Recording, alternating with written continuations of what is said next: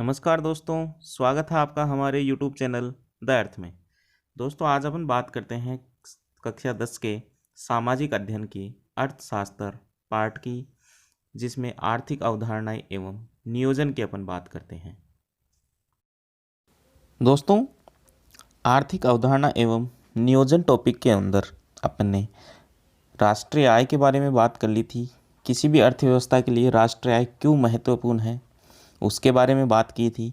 प्रति व्यक्ति आय के बारे में बात की थी। राष्ट्रीय आय की गणना के संबंध में अपन ने बात की थी। आज हम बात करते हैं अर्थव्यवस्था के विभिन्न क्षेत्रकों की। अर्थव्यवस्था के 3 क्षेत्रक हैं: प्राथमिक क्षेत्रक, द्वितीयक क्षेत्रक तथा तृतीयक क्षेत्रक। 3 क्षेत्रों की अपन बात करने वाले हैं। अब बात करेंगे अपन प्राथमिक क्षेत्रक की। प्राथमिक क्षेत्र, इसमें उन गतिविधियों को सम्मिलित किया जाता है जिसमें प्राकृतिक संसाधनों का उपयोग प्रत्यक्ष रूप से किया जाता है और उत्पादन किया जाता है। यानी इस क्षेत्र में बड़ी मात्रा में प्राकृतिक संसाधनों का सीधे तौर पर उपयोग किया जाता है। दोस्तों, प्राथमिक क्षेत्र के अंतर्गत डेयरी, खनन, मछली पकड़ना, शिकार करना, खाद्य संग्रहण, कृषि आदि क्रियाओं को शामिल किया जाता है। ये सभी क्रियाएं या गतिविधियां प्राथमिक क्षेत्र के अंतर्गत शामिल की जाती है। यानी प्राथमिक जो गतिविधियां हैं, प्राथमिक जो क्रियाकलाप है, प्राथमिक व्यवसाय हैं, इनके अंतर्गत इन क्रियाकलापों को शामिल किया जाता है। यही कारण है कि प्राथमिक क्षेत्र को कृषि एवं सहायक क्षेत्र भी कहा जाता है, क्योंकि इसका सीधा संबंध कृषि एवं उसके सहायक कार्यों से होता है। अब बात करते हैं द्वितीयक क्षेत्र के बारे में। दोस्तों, द्वितीयक क्षेत्र के अंतर्गत प्राथमिक व्यवसाय से जो उत्पाद प्राप्त होते हैं, उन उत्पादों को विनिर्मित कर अधिक मूल्यवान और उपयोगी बनाया जाता है। अर्थात प्राथमिक व्यवसाय से जो भी उत्पाद मिले उनको विनिर्मित किया जाता है। जैसे कपास से धागा तथा धागे से कपड़ा बनाना। दोस्तों, द्वितीयक क्षेत्र को औद्योगिक क्षेत्र भी कहा जाता है।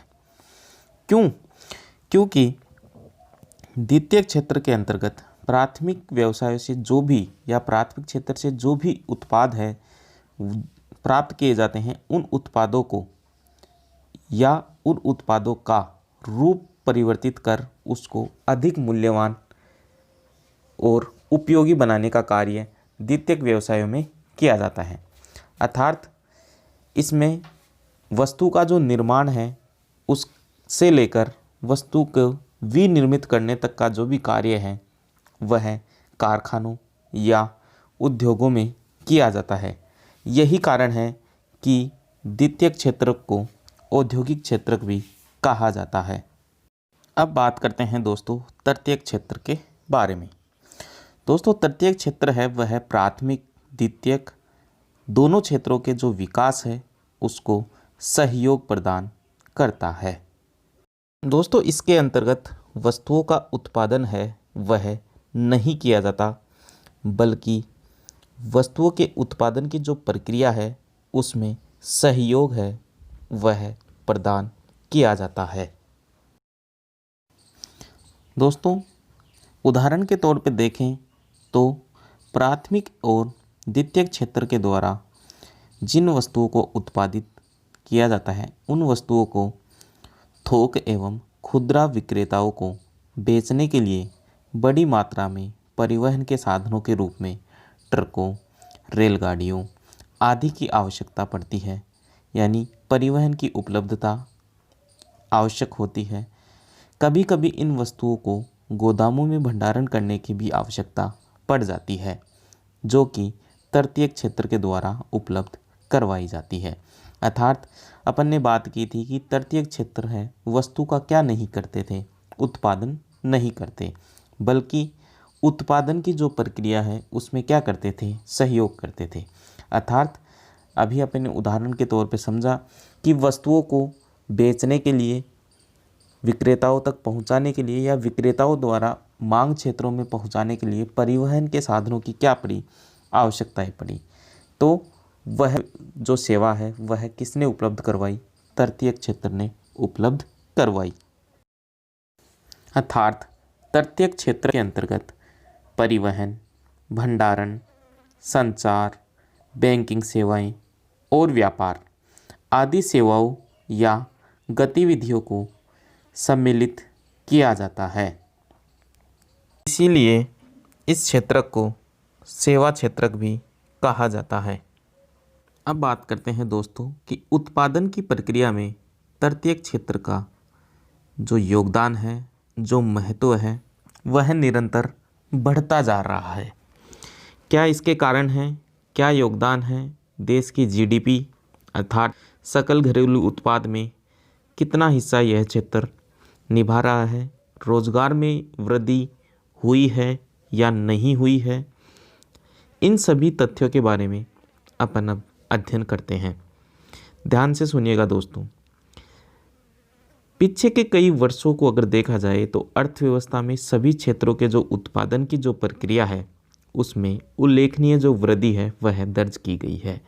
यानी प्राथमिक क्षेत्र, द्वितीयक क्षेत्र और तृतीयक क्षेत्र, तीनों क्षेत्रों में जो उत्पादन है उसके अंतर्गत वृद्धि है वह दर्ज की गई है। परंतु बात करें कि सबसे अधिक वृद्धि या उत्पादन कौन से क्षेत्र में हुआ है, तो वह तृतीयक क्षेत्र है। यानी तृतीयक क्षेत्र में उत्पादन में और